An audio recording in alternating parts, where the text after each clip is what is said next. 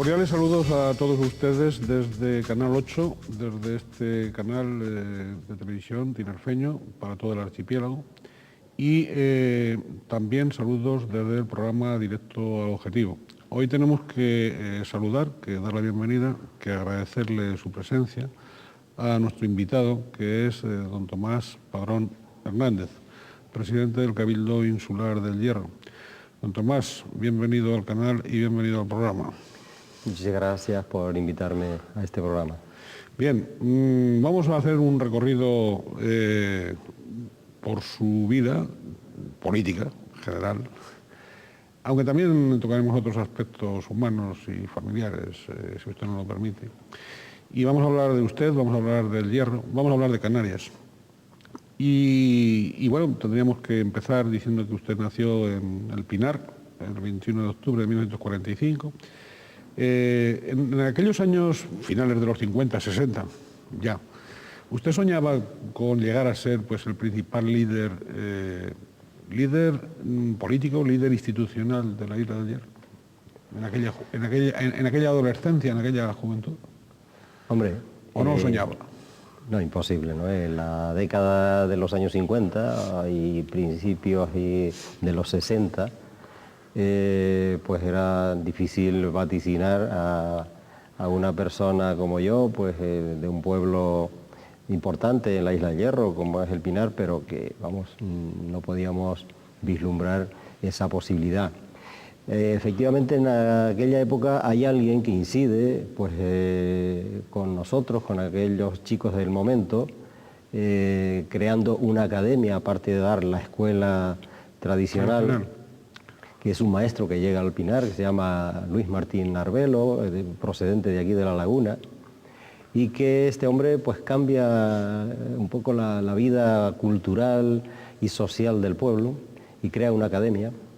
La primera academia que se crea en El Pinar en aquellos momentos, y de esa tanda de chicos que entran en la academia pues está Eligio Hernández, que es de la etapa mía en aquel momento, estoy yo, Manuel Fernández un poquito más tarde, es decir, sale una camada, por decirlo de alguna manera, que más tarde pues aparecen en estas escenas de la política herreña y canaria. Y canaria.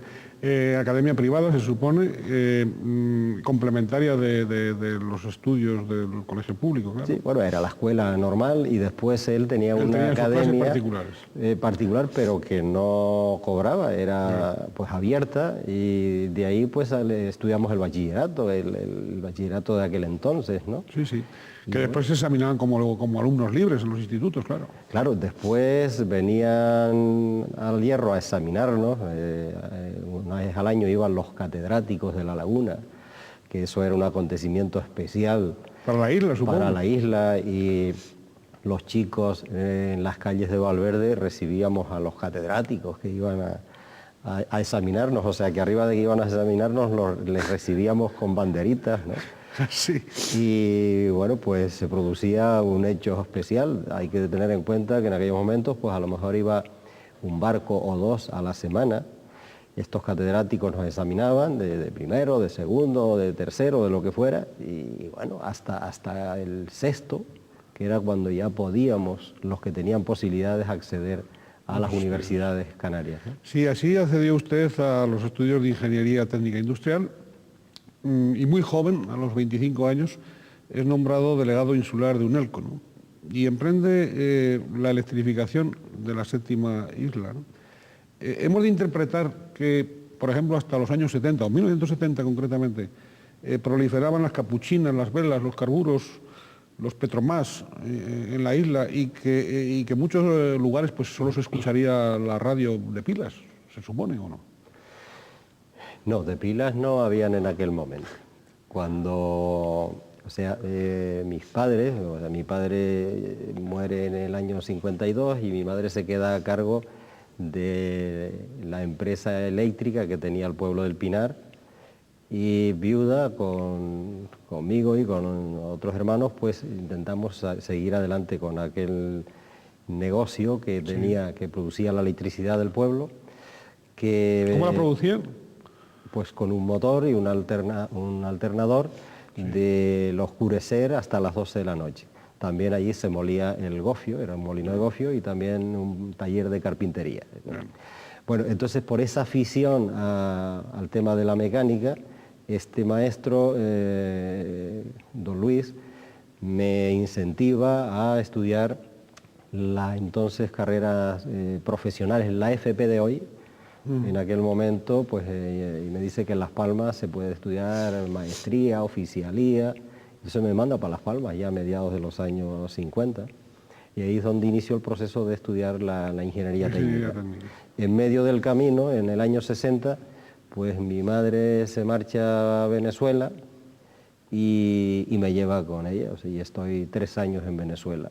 Y luego vuelvo a Las Palmas a terminar la ingeniería técnica. Muy bien. Pero también a emprender ya, una vez que obtiene el título de ingeniero técnico industrial, a emprender esa electrificación de la isla, que digo yo, o al menos a potenciarla, o a renovarla, o a modernizarla, claro. Bueno, efectivamente, ya cuando termino la ingeniería técnica, trabajo puntualmente en Las Palmas, en una empresa de construcción, era el boom de la construcción en aquellos momentos en Canarias, ya a los principios, a los finales de los 60, 68, 69, mientras hago las prácticas de milicia. Y luego un compañero de La Palma pues me dice que hay la posibilidad de trabajar en la empresa eléctrica de La Palma, que se llamaba Riegos y Fuerzas de La Palma, que es la primera empresa de Lini que Lini tiene en Canarias. Antes que Unelco. Antes que Unelco. Lini se introduce en Canarias a través de Riegos y Fuerzas de La Palma, que es la primera empresa pública que empieza a electrificar Canarias y empieza por La Palma. Entonces yo me voy a La Palma ya sobre los años 70, en el año 69-70, a trabajar en Riegos y Fuerzas de La Palma. Y ya estando ahí es cuando me encomiendan pues irme al Hierro, voy y vengo mientras se van desarrollando las obras de construcción de la central, luego ya la electrificación de las líneas. Y en el Hierro en esos momentos pues solamente existía la pequeña eléctrica del pueblo del Pinar, otra en Valverde que daba también servicio desde el oscurecer hasta medianoche. A las 12 de la noche. Quiere decir que a partir de las 12 de la noche se acabó la luz eléctrica en el Hierro. Claro, no había luz eléctrica. Por eso decíamos antes que el transitor, que no existía en aquella época, cuando en algún momento alguien quería escuchar un partido del Real Madrid de la Copa de Europa que era importante, pues entonces era a media tarde y había que pagar 1 hora o 2 horas de luz, se encendía la eléctrica de ese pueblo, pues para 2 personas o 3 que tenían radio pudieran escuchar la radio, y entonces se reunía todo el que era aficionado en esas casas a escuchar los partidos retransmitidos por radio. Previa puesta en marcha del sistema eléctrico, pues, exclusivamente para oír los programas esos. Claro. Para oír ese partido de fútbol. Entonces pagaban especialmente a la eléctrica para que encendiera el motor. Pero bueno, acabado el programa y apagado ya el sistema, quiere decir que quedaron aislados también radiofónicamente en la isla. Claro, después ya se escuchaba la radio por la noche del oscurecer hasta las 12 de la noche. Pero a partir de las 12 se acabó. Efectivamente. Y en ese intervalo de tiempo pues había que estar sintonizando o tratando de sintonizar Radio Pirenaica. La Radio Pirenaica, eso es lo que iba a decir. Efectivamente. ¿Y cómo conectaban con Radio Pirenaica? No había forma. No, en el espacio de tiempo. En el espacio ese, sí, hasta las 12 de la noche. Efectivamente. Pero a partir de las 12 de la noche ni Radio Pirenaica siquiera. No, por supuesto, es que ya no había electricidad para mover los aparatos de radio de aquel momento, ¿no? Bien, en vísperas de la transición, 1975, es designado consejero de la Mancomunidad Interinsular de Cabildos de la provincia de Santa Cruz de Tenerife, cargo en el que usted va a seguir hasta 1985, ¿no? ¿Cómo evalúa ese decenio, digamos, de gestión pública suya? ¿Fue su primera experiencia de gestión, de gestor público, de gestor político? Bueno, no en el año 75. Yo me inicio en los temas de la política en el Hierro en el año 79. Sí, pero en el 79, bueno, porque funda y pasa a presidir la agrupación de Renta Independiente, ¿no? Pero con anterioridad no fue usted designado consejero de la Mancomunidad. No. Ah, pues entonces ya era un dato erróneo que tenía. Mi antecesor, Matías Castañeda, Matías Castañeda, sí, que era el presidente del Cabildo cuando yo llegué en el 79, pues fue consejero de la Mancomunidad en representación del Cabildo del Hierro, y estando pues ya Rafael Clavijo al frente del Cabildo de Tenerife y de la Mancomunidad. Bien. Yo entro a partir del 79. Del 79, sí. ¿Qué es lo que le mueve a usted? ¿Por qué y para qué crea usted o está entre los creadores de la agrupación Arreña Independiente, ¿no? Usted la funda con otros en 1979 y pasa a presidirla, ¿no? ¿Qué es lo qué motivos, qué impulso es el que le mueve a usted a crear AI? Bueno, en el año 77, 78, pues ya entra la etapa democrática, se celebran las primeras elecciones generales, sale el senador por la Isla del Hierro y La Gomera, que era la misma persona, La Gomera y Hierro tenían el mismo senador. Solamente habían en el arco político pues la UCD como gran potencia política de partido en aquel momento, el Partido Socialista, y después los demás que iban naciendo. Nosotros, ante esa potencia tan fuerte que se producía, al celebrarse las primeras elecciones locales en el 79, decidimos crear una estructura política independiente, nacida de cero, de la nada, de 11 personas que dicen, bueno, vamos a presentarnos al Cabildo, por lo menos a participar en la vida política del Hierro y aportar nuestro grano de arena, pues entrando en la oposición de aquello que entendábamos y defender los intereses del Hierro desde una óptica totalmente liberada de cargas de partido. Pero claro, la sorpresa nuestra en el momento que nos presentamos a las elecciones es salir con mayoría. Eso es lo que dice, que lo eligen a usted presidente del Cabildo, precisamente en 1979. En ese mismo año en que crean la agrupación Arreña Independiente, es usted elegido presidente del Cabildo. Claro. Y responsabilidades en la que continúa, salvo el paréntesis de 1991 a 1995, me parece. Exacto. Bien, ¿por qué ese paréntesis? ¿Por qué hay un paréntesis ahí en la presidencia del Cabildo del 91 al 95? ¿No?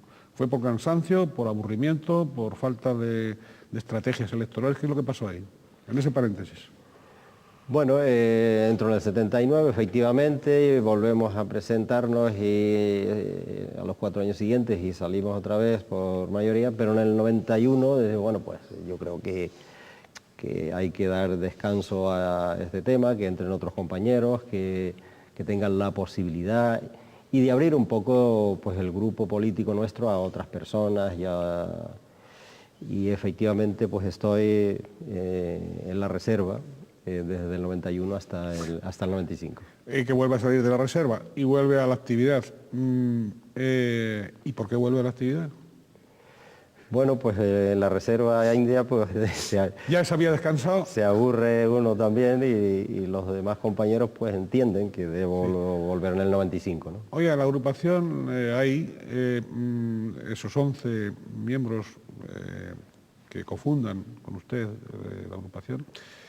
Siempre se ha dicho que la agrupación posee un espíritu asambleario, de asamblea, las decisiones se toman en asamblea. ¿Ese espíritu asambleario ha seguido? ¿Ha subsistido?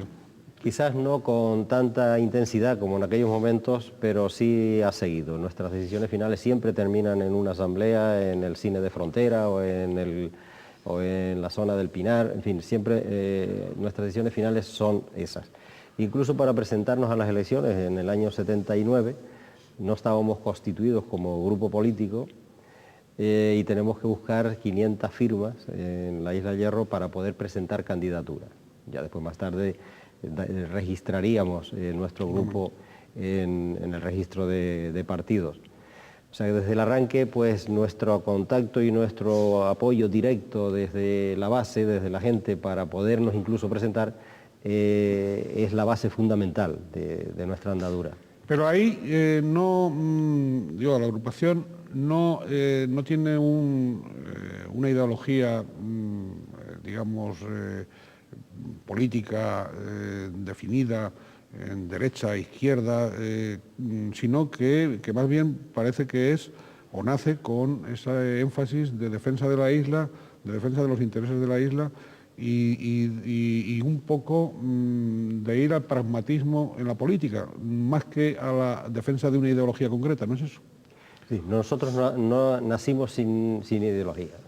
O sea, en aquel momento entendíamos que el Hierro no estaba por plantearse la derecha, la izquierda o el centro, sino que sus problemas eran tan profundos e importantes, históricamente, pues por unas razones o por otras, sin solución, que el hecho de tener una mejor comunicación, el hecho de tener una sanidad mínimamente digna, porque hay que entender que en el año 79 cualquier persona podía morir en el Hierro de una mínima apendicitis aguda, que los traslados a Tenerife duraban un día y medio cuando correspondía barco a la semana y del resto estábamos totalmente aislados, que eso no tenía de ninguna manera color político.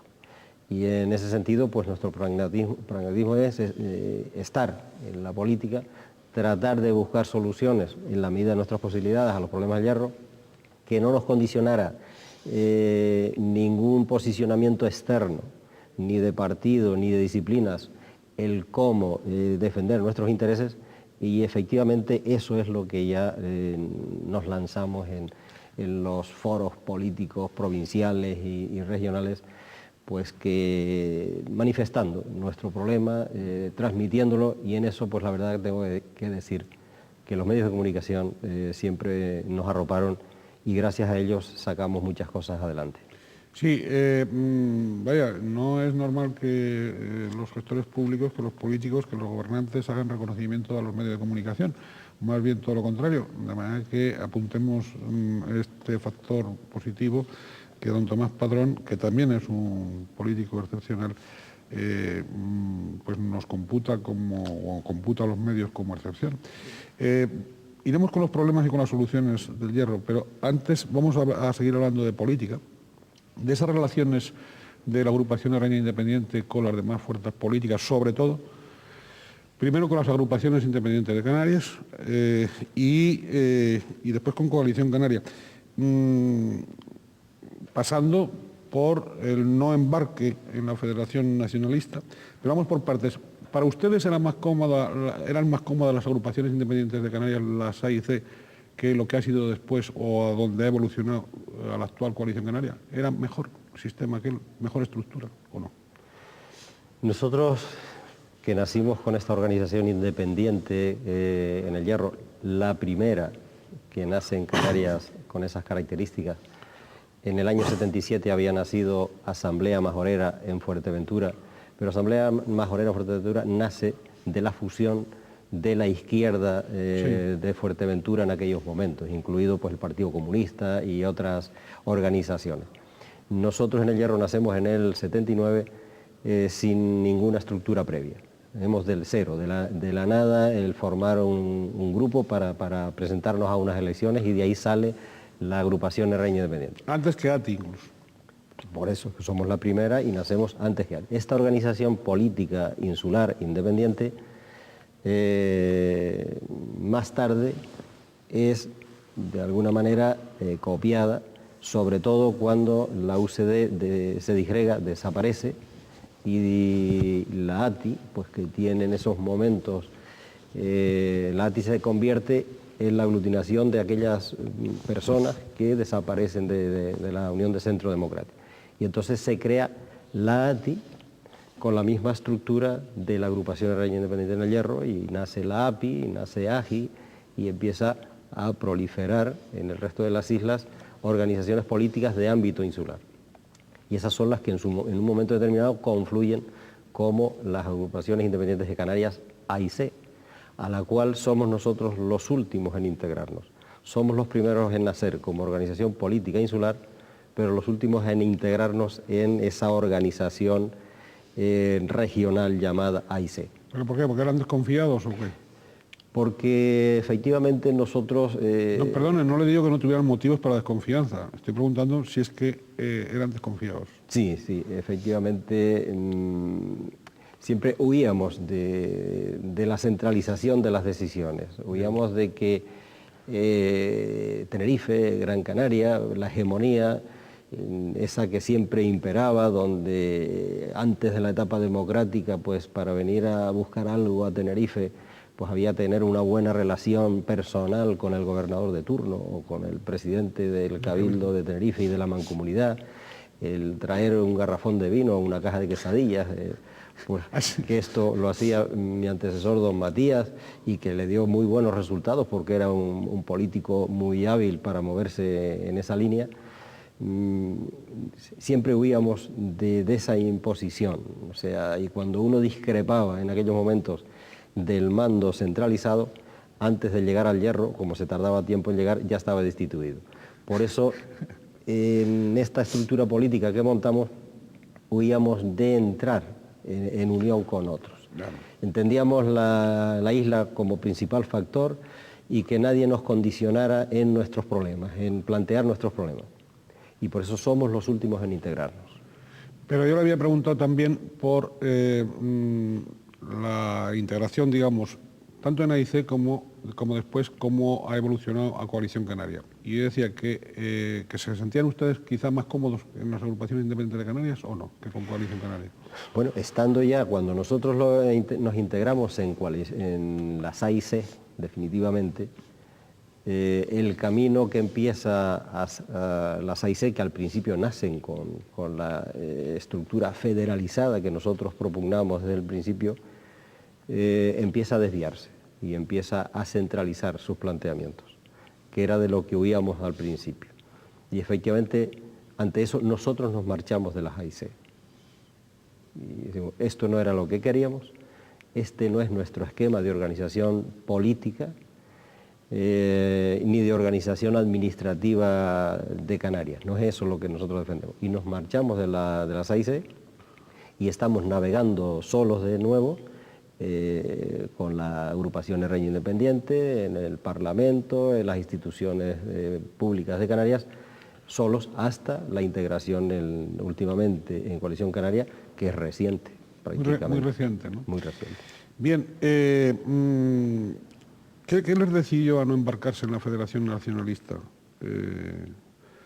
Bueno, por la que sí se decantaron pues otros miembros, incluso de la agrupación RN Independiente. Hay una división entre ustedes y algún que otro miembro de la agrupación pasa a la Federación. A la mayoría de la agrupación, ¿qué es lo que les decide a no integrarse en la Federación Nacionalista? Bueno, hay un momento en el cual se plantea tener conversaciones con la Federación Nacionalista de aquel entonces para nuestra incorporación a esta federación o no. Esto sucede en las elecciones de hace ya tiempo, ¿no? Después de esas conversaciones en las cuales pues, se preveía un posicionamiento de varias estructuras políticas en Canarias para incorporarse a la federación, nosotros terminamos por observar que eso no fraguaba y no era así. Y después de esas conversaciones tenemos una reunión de nuestro Consejo Político y decidimos posponer nuestra integración y dejamos pendiente el tema y lo llevamos a asamblea y decidimos que no de momento. No decidimos definitivo, no de momento. Eso no produce ningún problema en la organización política de HI.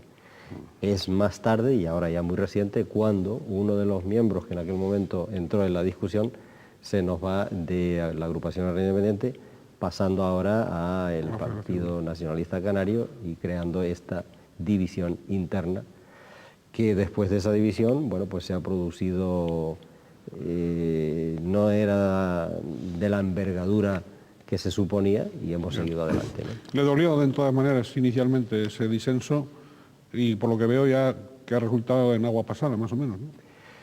Pero le dolió. Más que dolerme políticamente, me dolió personalmente, ¿no? Porque, bueno, la estructura que nace en el 79, nace pues este grupo de amigos donde está este compañero. Somos durante muchísimos años pues presidente y vicepresidente, o presidente y vicepresidente, porque tanto uno como otro teníamos la misma capacidad de decisión. Y bueno, nunca, la verdad, esperé que eso se produjera como se produjo. Hoy está ahí, ya es un hecho consumado, él sigue su línea, yo sigo Él sigue en una línea diferente y yo sigo en la misma con la que nació nuestra estructura. Y bueno, quizás el tiempo pueda borrar esas heridas políticas y personales, pero a mí me resultará muy difícil hacerlo. Muy duro. Bien, bueno, en las dos últimas legislaturas, además ha sido usted diputado y portavoz del Grupo Mixto en el Parlamento Autónomo. Supongo que una de sus decepciones habrá tenido que ver con el cambio de la ley electoral, ¿no? Con el cambio de la ley electoral a peor, y después con las promesas incumplidas de recomponer esa ley electoral. Supongo, no lo sé, se lo pregunto. Sí, la ley electoral ha sido para nosotros siempre una bandera en el que, pese a que hasta la fecha nunca nos ha afectado los porcentajes, y muchas veces nos preguntan, bueno, y si a ustedes que superan perfectamente el 30% y que no tienen problemas, ¿por qué están con esa machaconería de la ley electoral? Bueno, nuestro planteamiento es que aunque nos beneficie o que aunque nosotros no tengamos problema con esos porcentajes, es injusta, y como la consideramos injusta, la combatimos, la batallamos, y en esta legislatura anterior pues planteamos con valentía, dos diputados de la Cámara, mi compañera Belén y yo, del Grupo Mixto, pues una propuesta de ley electoral. Bueno, al principio pues aceptan admitirla a trámite después de una serie de situaciones de presión para que no lo hiciéramos, y la ponemos sobre la mesa del Parlamento como un punto de debate, un punto de discusión, de consenso, de encuentro, para hacer una ley electoral canaria. No pretendíamos tampoco que lo que nosotros poníamos allí fuera el 100% a misa. En fin, la discusión, lo que queríamos era abrirla. Pero no solamente no la discuten, no la abren, sino que la sacan todavía peor. No modifican absolutamente nada, y la única variante es cambiar el costo de un diputado de pesetas a euros, porque había entrado ya en la parte de los euros, y afinar determinadas cuestiones económicas. Lamentable y grave para Canarias el que los grandes partidos no hayan sido capaces de afrontar la reforma y la nueva ley electoral que Canarias necesita. La propuesta de ustedes era volver al 25%, ¿no? Si no me equivoco. No, nosotros nos planteábamos que... Bueno, ustedes desde luego siempre, usted lo ha comentado y es cierto, han sido la fuerza más votada, por lo tanto, en la isla, por lo tanto no tenían ese problema de porcentajes. Pero la variación a peor es la exigencia de la subida del porcentaje de votos, y ustedes pretendían que volviese al porcentaje anterior, ¿no es eso?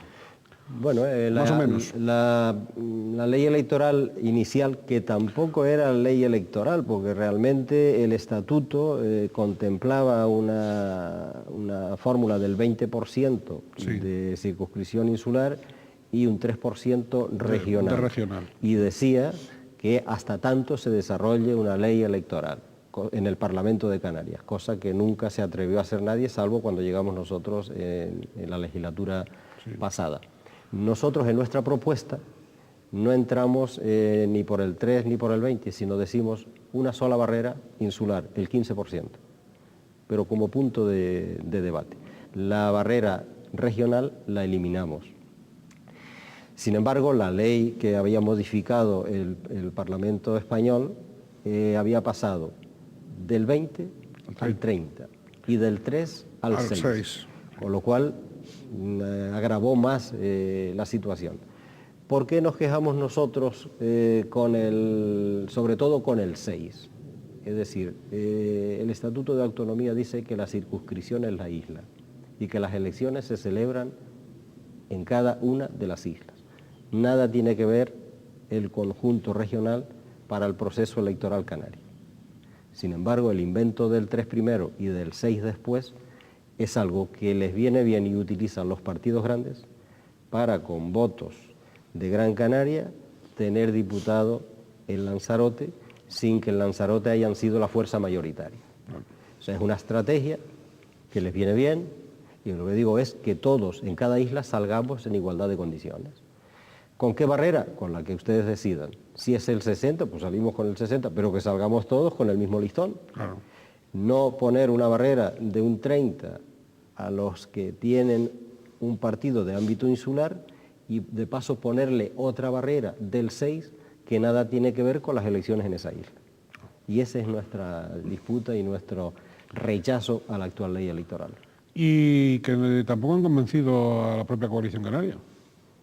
Claro, porque es que los partidos... Digo, a su propia coalición canaria, en la que están. Yo entré hace muy poco y estoy en Coalición Canaria y sigo batallando en Coalición Canaria que la ley electoral hay que cambiarla.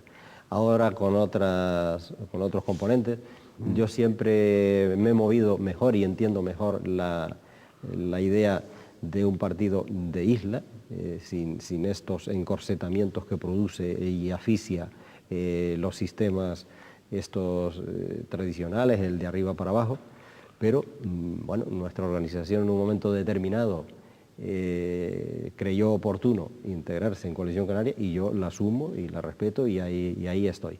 Eso no quita nada para que desde la agrupación Canaria Independiente en Coalición Canaria sigamos discutiendo y batallando porque se modifique la ley. Supongo que al hilo de estos pensamientos habría que escuchar la opinión suya de las recientes propuestas del presidente de la Junta de Extremadura, del señor Ibarra, relacionado con los partidos y con las elecciones, con los sistemas electorales y con los partidos pequeños, ¿no? ¿Qué le ha parecido ese planteamiento del señor Ibarra? Hombre, cuando Ibarra plantea esto a nivel de Estado, yo manifiesto que él estaba haciendo una propuesta, pero que aquí se estaba practicando ya hace tiempo. O sea, esa propuesta de Ibarra de las provincias hacia el Estado, hacia el Parlamento Nacional, es la misma que aplica Canarias con sus islas para acceder al Parlamento Regional. Claro. Lo de él, por lo menos, era una propuesta, pero aquí es que se está llevando a la práctica hace tiempo. En el Parlamento no están todos los que tienen que estar, por motivo de esa ley que Ibarra quería implantar en el Congreso de los Diputados. De ahí lo injusto de la misma. Lo de que presenta Ibarra o lo que propone Ibarra es una aberración, pero aquí es que esa aberración se viene practicando y es un hecho. Se aplica un porcentaje regional cuando no hay una circunscripción regional. Está clarísimo. Bien, volvamos a su gestión, retirado por jubilación anticipada de su trabajo de UNELCO.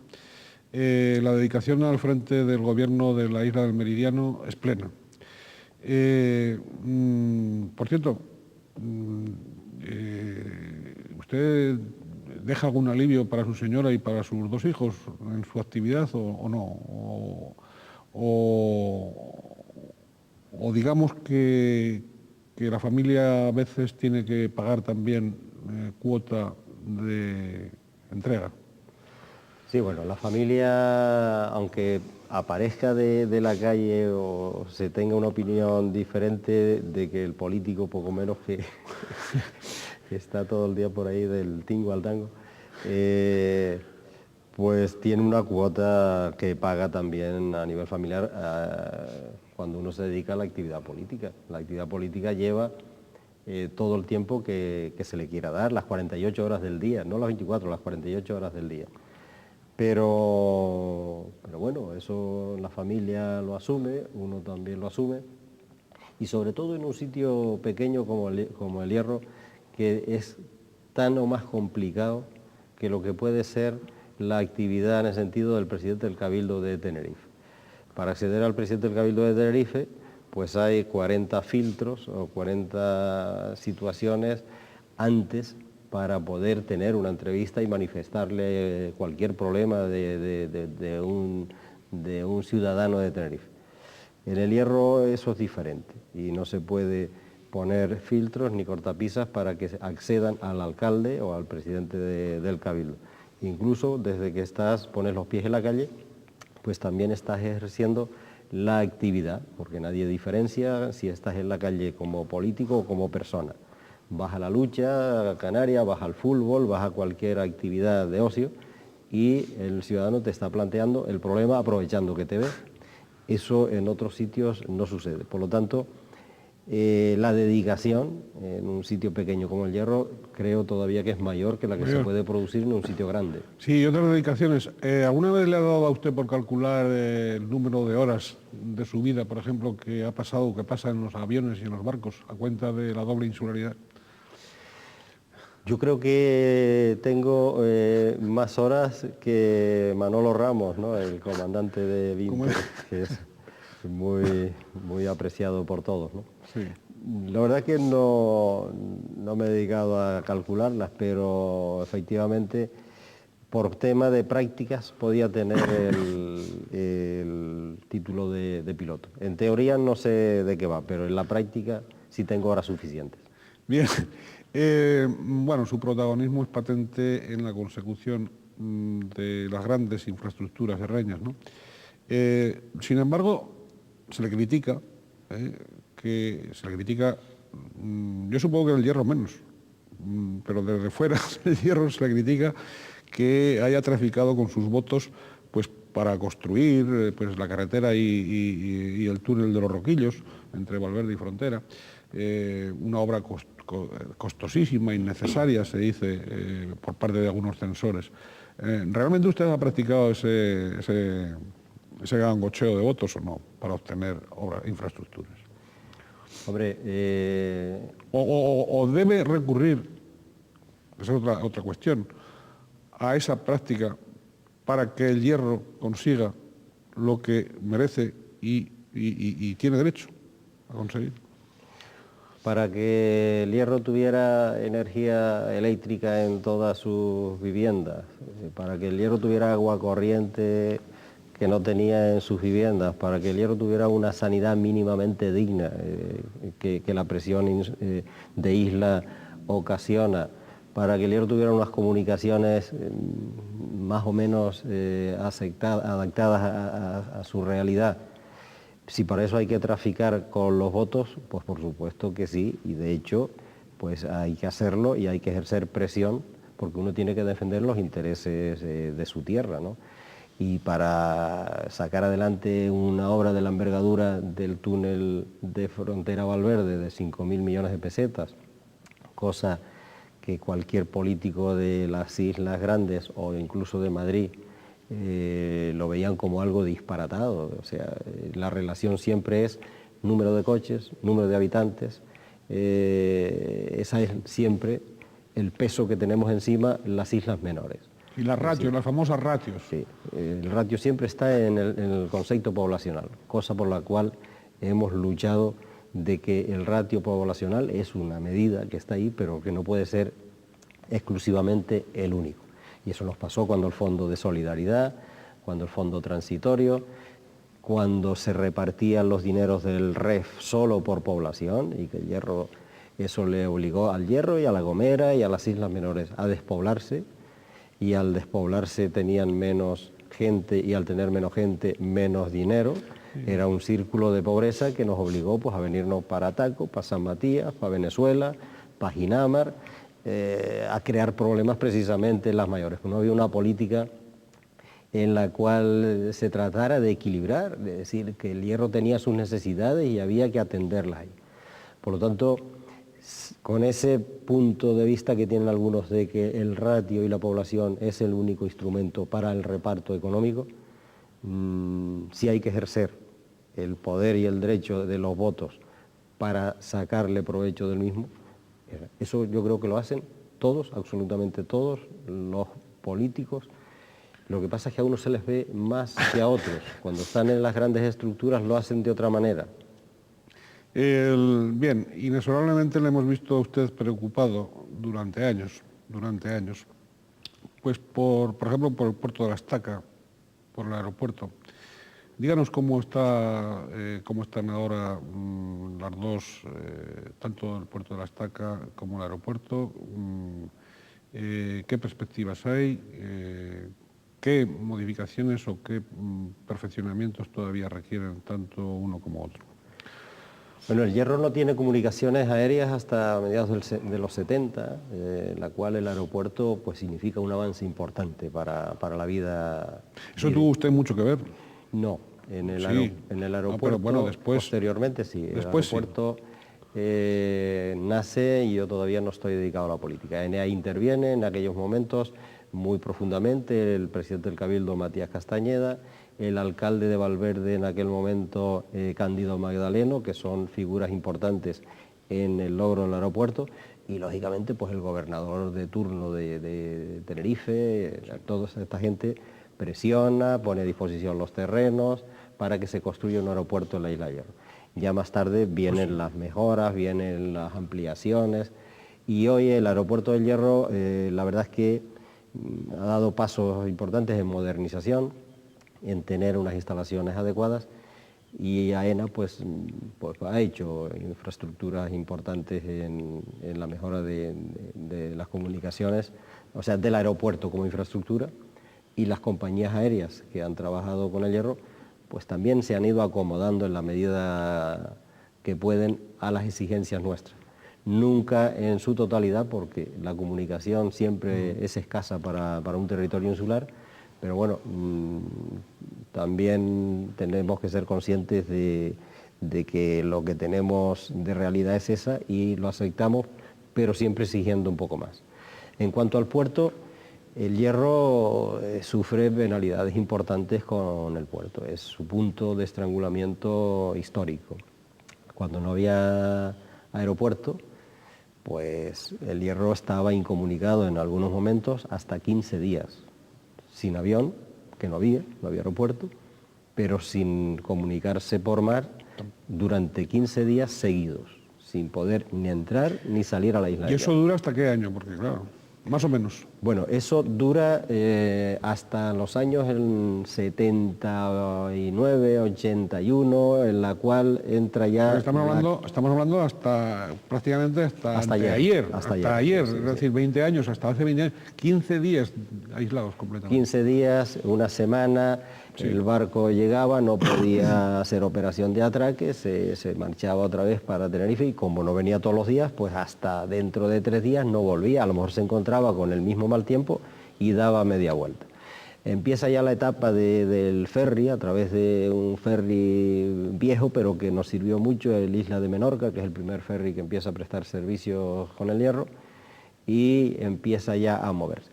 Claro, el puerto de la Estaca sigue siendo el mismo.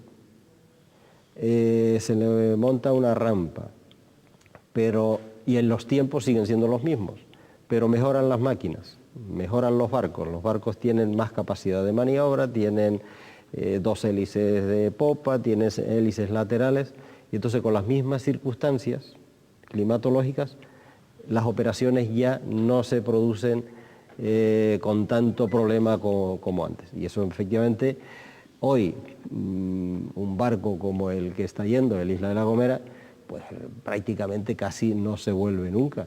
Pero no significa que el tiempo levante no lo tenga allí y tenga dificultades, pero tiene más facilidad de maniobra.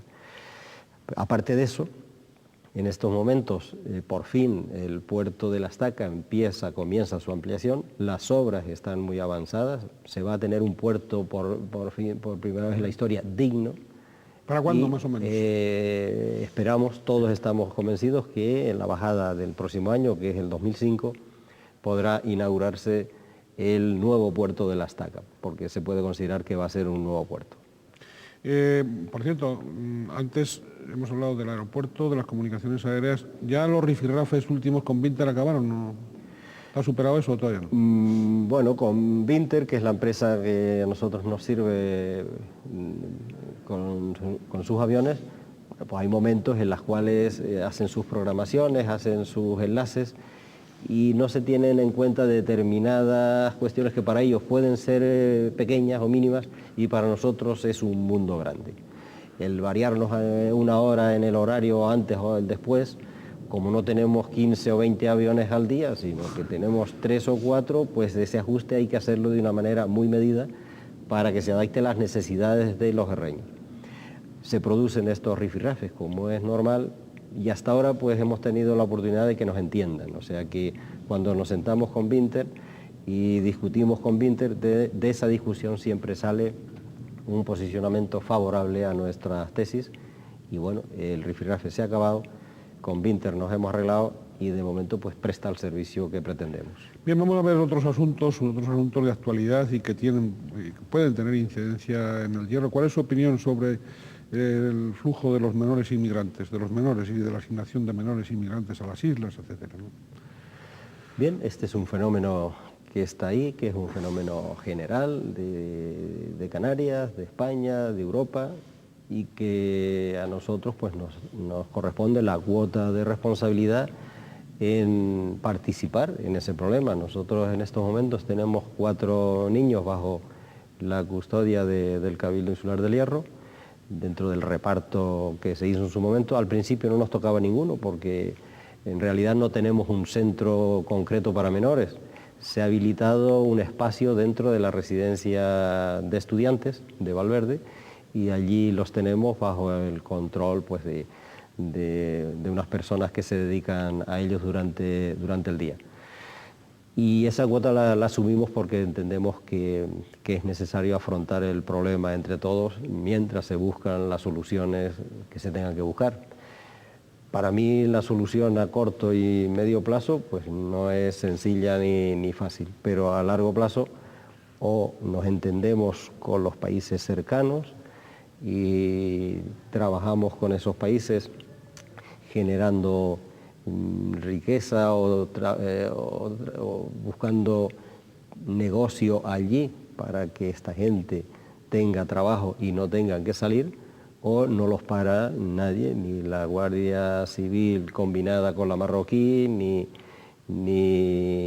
el ejército que se quiera poner para taponarlos.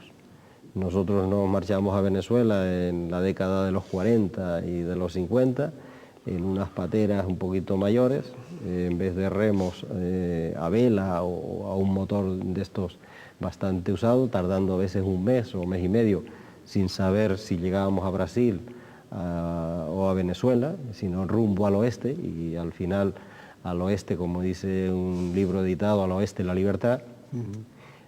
Y es difícil contener, cuando la gente tiene necesidad, sale y busca otros horizontes.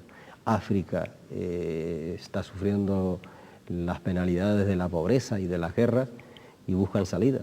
Y eso no lo contiene, es solamente medidas de cooperación de Europa con estos países africanos. Y además se les debe, y sobre todo determinadas potencias europeas que históricamente, explotaron a esos países y desde luego no los rescataron de la pobreza ni los pusieron en vías de desarrollo, se limitaron a explotarlos secularmente. Bien, de todas maneras la población del Hierro me parece que ha evolucionado estos últimos años, ya la población en general de la isla ha evolucionado de un modo sorprendente, ¿no? O de un modo fuerte. Sí, efectivamente la evolución nuestra obedece más que al...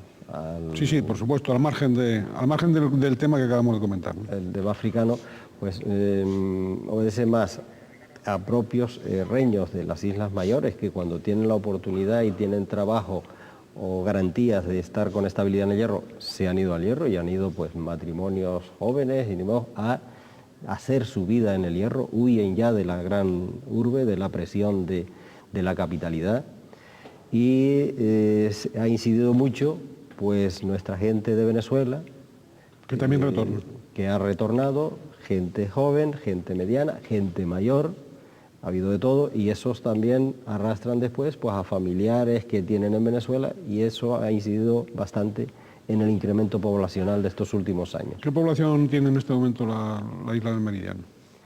Pues en estos momentos andaremos sobre los 10.500 habitantes. ¿Y el crecimiento último ha sido casi 1.000 anuales? Durante los tres, cuatro últimos años prácticamente se ha incrementado en esa medida, o sea, bastante fuerte, aunque nosotros entendemos que nuestra población todavía puede crecer muchísimo más, pues hasta los 12, 13 13.000 habitantes, ¿no? Bien, el nuevo hospital, las especialidades que son, digamos, muy necesarias en la isla, o sea, ¿necesitan nuevas especialidades o considera que ya es una infraestructura suficiente? Bueno, en sanidad se han dado pasos espectaculares, ¿no? En estos momentos, cuando vemos que el planteamiento sanitario, en algunos casos, en algunas quejas, es de que se ponga una cafetera porque no hay una máquina para tomar un café dentro del hospital o una cabina telefónica porque hay que salir fuera. Bueno, se acaba de poner recientemente, pero que si esa es la reivindicación, significa que hemos avanzado muchísimo. No quiere decir que no hubiera que haber puesto también la cafetera y la cabina telefónica, pero desde el año 79, que es la referencia que yo tengo, Sí. de haber un médico de medicina general y 2 monjas, que era todo el sistema hospitalario que teníamos, y en el cual nos pagaban por algún ingresado de la Seguridad Social 250 pesetas cada día, a lo que tenemos hoy, hemos dado un cambio brusco en la sanidad en el Hierro. La infraestructura sanitaria, pues hoy es una infraestructura moderna, una infraestructura adaptada y adecuada a las necesidades del Hierro.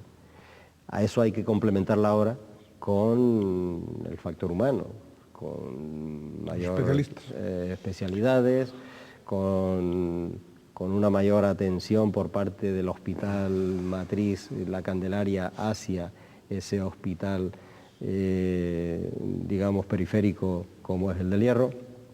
Y ahí hay que jugar ahora la partida importante en que se combinen la asistencia de especialidades, bien permanentes o bien periódicas con mucha frecuencia, para que ese complemento entre un hospital y otro dé los frutos que queremos. No obstante, si cualquiera de estos sistemas fallara, pues también ha mejorado muchísimo los sistemas de evacuación con avión medicalizado o helicóptero medicalizado, que prácticamente se viene en una UBI cuando por razones de cualquier tipo hay que trasladar a un enfermo nuestro a Tenerife o Gran Canaria. En los tiempos del barco se trasladaban en un correillo, negro primero, blanco después, que salía a las 12 de la noche del Hierro y llegaba al día siguiente a las 6 de la tarde a la isla de Tenerife, después de hacer escala en La Gomera o en La Palma. En ese sentido, incluso mucha gente se nos murió en la travesía. Eso que le iba a decir, que habría muchos serreños que morirían. Y otros murieron en la propia isla por no tener ese día el barco adecuado para poder salir. O sea que de historias y penalidades con respecto a la sanidad en el Hierro, muchísimo tendríamos que hablar, escribir unos cuantos tomos, pero de bastante volumen. Bien, háblenos del balneario y de la sala de congresos. El balneario es una cuestión que existe desde siempre en el Hierro, lo de las aguas minero-medicinales del Pozo de la Salud. Nos encontramos pues que estaba derrumbado el edificio que en su día existió y tratamos de recuperarlo, tratar como eje de la medicina termal, pues recuperar ese balneario. Efectivamente hemos hecho un edificio adecuado. La idea era que el balneario fuera para el tratamiento, solo para el tratamiento, y tener ahí una estancia pues de la atención, el tema de las aguas, la atención a los masajes, y que la gente que utilizara el balneario fuera luego a ser vida en el exterior, y que la iniciativa privada construyera los apartamentos o los pequeños hoteles para atender esa necesidad de residencia. Eso no arrancó porque la ley de costas prohibió en aquellos momentos construir en las zonas cercanas al balneario, y el balneario tuvo que convertirse en un balneario hotel. Aunque no fue estructurado como hotel, pero está funcionando como balneario hotel. Nosotros pretendemos ahora darle todavía más cancha y ampliar su cobertura, ampliar una zona para seguir profundizando en esa medicina del agua, y no perdemos las esperanzas de tener ahí un gran complejo antiestrés, o sea, irnos a un alto standing con un turismo pues que efectivamente yo creo que cada vez está más necesitado de lugares como el balneario del Pozo de la Salud en la Isla del Hierro. De descanso. Bien, tendríamos que seguir, hay muchas cuestiones, la política social y cultural que se ha llevado a cabo en los últimos años bajo su mandato, que se está llevando a cabo. En el plano cultural también hay realizaciones en marcha, también hay proyectos. Hombre, lo primero que nosotros empezamos es a generar infraestructura para poder luego impartir la actividad cultural. Es decir, hemos dotado a casi todos los pueblos de un centro social cultural. Es decir, en ese sentido hemos dedicado una atención prioritaria en estos últimos años, igual que en el ámbito deportivo. Instalaciones de polideportivos, o canchas de lucha, o campos de fútbol, porque bueno, no había sino un campo de fútbol en Valverde, las canchas de lucha eran el tradicional huerto y con unas telas alrededor para que no pasaran a ver la lucha los que de afuera y no pagaban, pero en cualquier huerto se hacía una lucha o en una carretera. Bueno, o sea que en los últimos años hemos hemos equipado, porque no había infraestructura cultural y deportiva. Y ahora pues estamos en la línea de introducir actividades culturales en la isla, donde hay centros ya para desarrollarla. Lo último que hemos tenido es una discrepancia con el Festival de Música de Canarias, que organiza y estructura el gobierno, y curiosamente este año se olvidaron de las islas menores para llevar los festivales de música, cosa que se venía haciendo pues en años anteriores. Con anterioridad, sí. Entonces, bueno, pues... ¿A peor va la mejoría? Bueno, afortunadamente se ha logrado algo y van a hacer actuaciones en la Isla del Hierro y en las islas menores.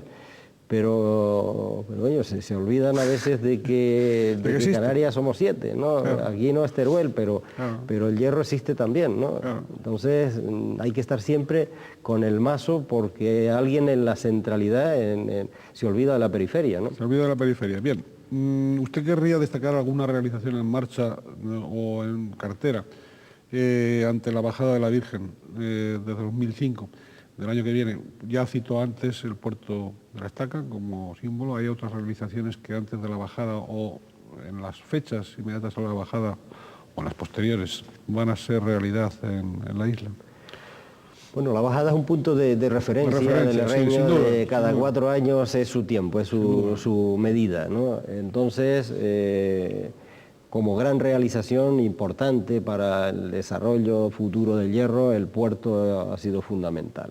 Teníamos 3 objetivos graves dentro de las grandes infraestructuras que necesitaba el Hierro, como la comunicación Valverde-Frontera, como el hospital, ambas ya realizadas, y nos queda ahora el remate en este periodo de 4 años del puerto. Ese será una realidad para la bajada del 2005, y eso no quita para otras realizaciones de cuantía menor o de menor envergadura que van a estar también para antes de la bajada o para después de la bajada, pero que están ahí.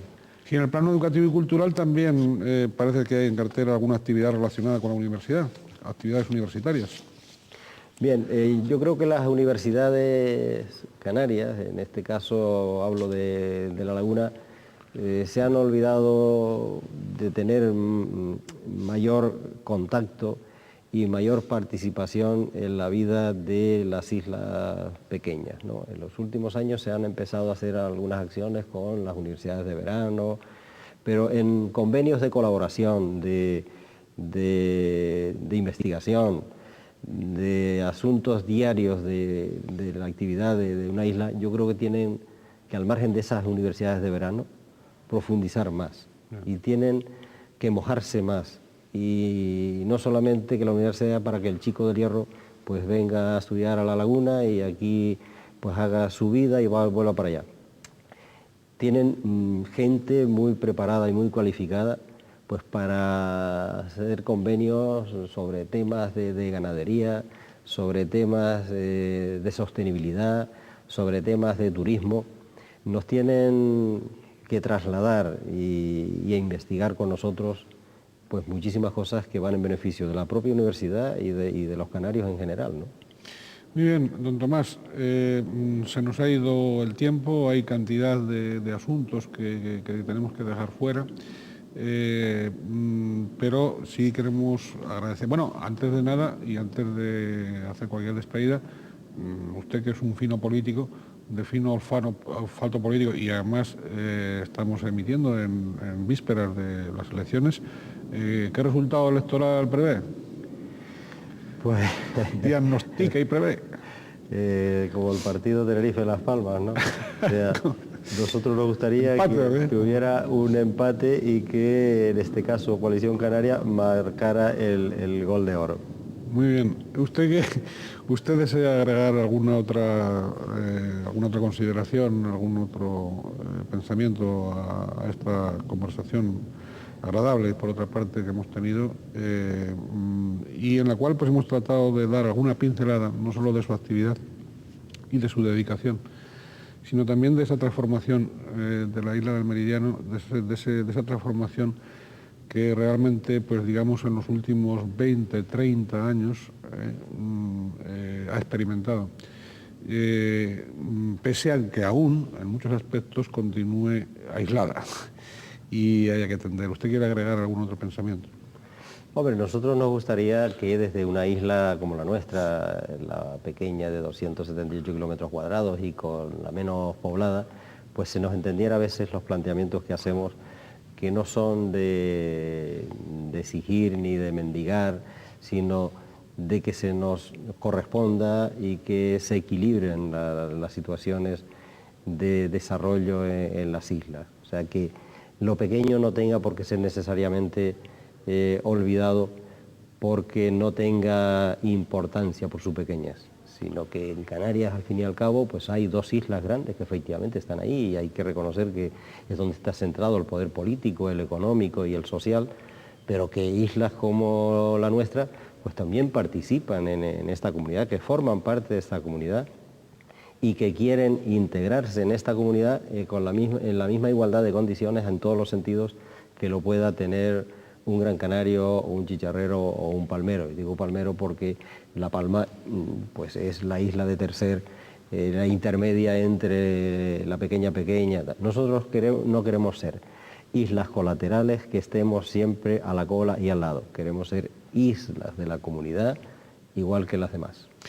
Y es una aspiración justa y razonable, que por otra parte es la que la propia comunidad canaria tiene con respecto al conjunto del Estado o al conjunto de la Unión Europea. Es decir, es las mismas aspiraciones, o sea que... La misma relación. La misma relación, efectivamente, y lo penoso es que a veces esa relación se reivindica, se pide hacia arriba y no iba a decir hacia abajo porque sería impropio, y no se practica con los demás, claro, en casa. Claro. Entonces, claro, lo que esperamos fuera, lo que queremos fuera, no lo practicamos dentro, ¿no? Evidente, muchas comparaciones se hacen permanentemente, sobre todo de Gran Canaria. Un voto del Hierro vale más que 15 o no sé cuántos de Gran Canaria. También es cierto que un voto de Gran Canaria para el Senado no es igual que el que hacen en Madrid para elegir un senador. Entonces, no critiques porque, entre otras cosas, el voto es insular. Pero esa relación, efectivamente, de isla-comunidad es la misma que se plantea de comunidad con respecto al Estado. Y tenemos que ser razonables cuando transmitimos ese mensaje, porque a veces nos tiramos piedras contra nuestro propio tejado. Contra nuestro propio tejado. Bien, pues muchísimas gracias, don Tomás. Aquí nos despedimos de todos ustedes hasta el próximo programa de Directo al Objetivo, y queremos reiterarle nuestra gratitud a don Tomás Padrón, presidente del Cabildo Insular del Hierro y desde luego uno de los políticos del archipiélago. No lo hemos dicho hasta ahora, pero sí, digo en el curso de la entrevista, pero sí no queremos dejar de decirlo, uno de los políticos de Canarias que ha demostrado mayor lucidez y mayor coherencia durante toda la etapa democrática que llevamos. Y ahí están los resultados de esa gestión, de esa congruencia y de esa seriedad, y también de esa honradez en la gestión pública. Saludos cordiales a todos ustedes y sean felices en la medida de lo posible.